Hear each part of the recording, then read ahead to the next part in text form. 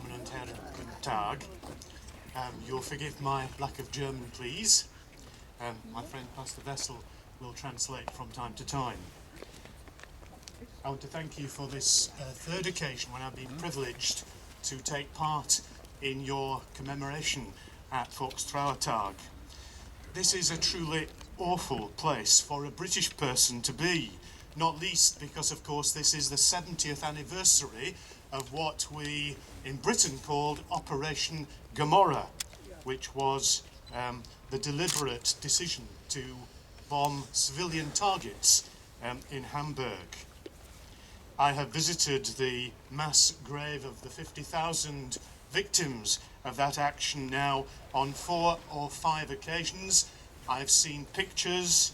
I've talked to people who actually remember those days, survivors. And surely it is important that those who've been responsible for these acts face up to the consequences of them. I mentioned on a previous occasion that Bomber Command was the only part of the British forces that was not honoured following 1945. Neither was Air Marshal Harris, who of course in Britain was also known as Bomber Harris. That very name itself suggests what he was remembered for.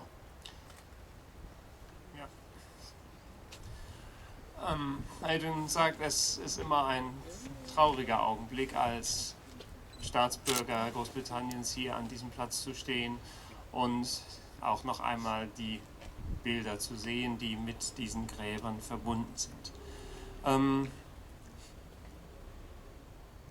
Adrian Thorpe hat die Massengräber besucht und gesehen, wie viele zigtausende Menschen ihr Leben verloren haben.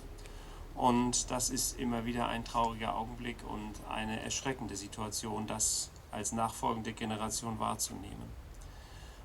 Viele Veteranen, auch in England, sind geehrt worden und Bomber Harris eben nicht. Und man hatte ja auch in Großbritannien ein Denkmal am Trafalgar Square errichten wollen und das ist eben nicht passiert. So ist die Erinnerung in Großbritannien eben auch in die Richtung gegangen, dass es zu einem Umdenken auch geführt hat und dass die Folgen, die durch diese schrecklichen Zerstörungen von Engländern ausgegangen sind, eben auch dort in einer anderen Perspektive mittlerweile gesehen werden. Over recent years there have been attempts at a revision of British opinion about the bombing of Hamburg and Dresden and other cities as well. Not least, of course, because 50,000 Allied airmen lost their lives over continental Europe in the 40s.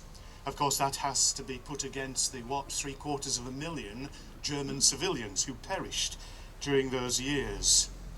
And evidence has been re-examined. It certainly was a boost to British morale to see thousands of bombers in the sky. I can remember my mother talking about it with a sense of pride. It certainly kept the Luftwaffe away from the Eastern Front. It did some damage to German industry and morale. I think that it is difficult for those of us who did not live through those years to understand the emotions that people on both sides had, but equally difficult for those who did live through those years to assess their morality.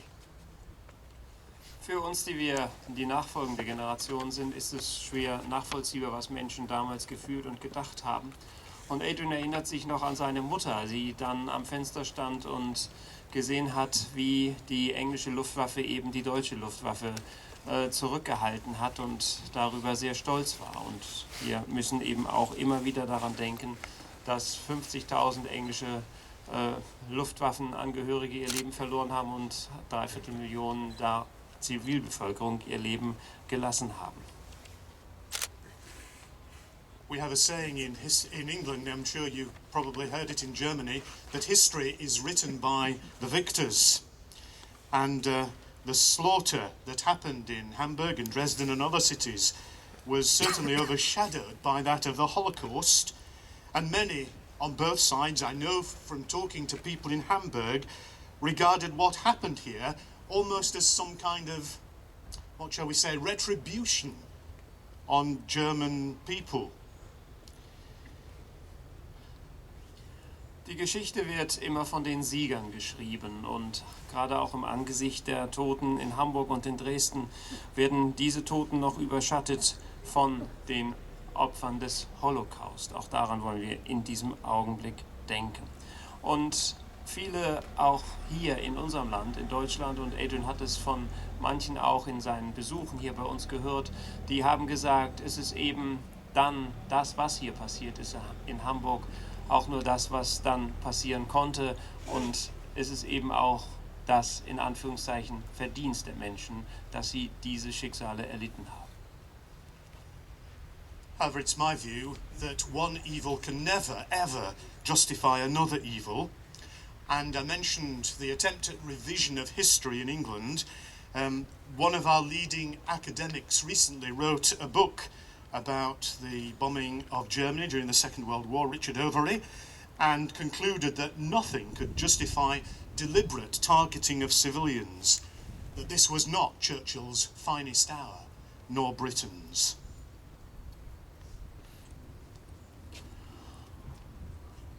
Eine böse Tat kann niemals durch eine andere, weitere böse Tat gerechtfertigt werden. Das ist Adrians Auffassung, und der können wir uns auch nur anschließen. Und im Augenblick gibt es in England auch diese Diskussion noch einmal im wissenschaftlichen Bereich darüber nachzudenken, wie die Entwicklungen dann vorangegangen sind und was eigentlich die Folgen sind und wie die britische Gesellschaft und die britische Politik es gesehen hat.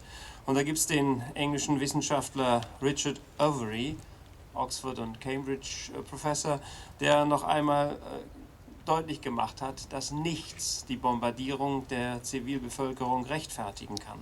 Und er stellt sich damit auch gegen die Bemerkung von Churchill am Ende des Krieges, als Churchill sagte, das war the finest hour, die beste Stunde Englands. Overy sagt, es war sie eben nicht. And so in conclusion, as we meet together this afternoon, it seems to me that we all need to seek God's mercy for what happened in the past, and God's healing in the present, and His grace so that these things do not happen again. Wir brauchen Gottes Vergebung für diese Stunde, seine Gnade und seine Gegenwart, dass das alles, was passiert ist, nicht mehr passieren kann.